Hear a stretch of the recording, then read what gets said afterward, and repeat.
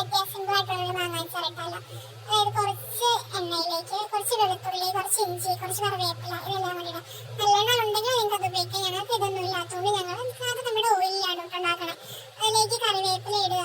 അതിനുശേഷം നമ്മൾ എരിവുള്ള മുളക് പൊടി, എരിവില്ലാത്ത മുളക് പൊടി, കുറച്ച് അച്ചാർ പൊടിയും കൂടി ഇട്ട് നന്നായിട്ട് ഇളക്കുക.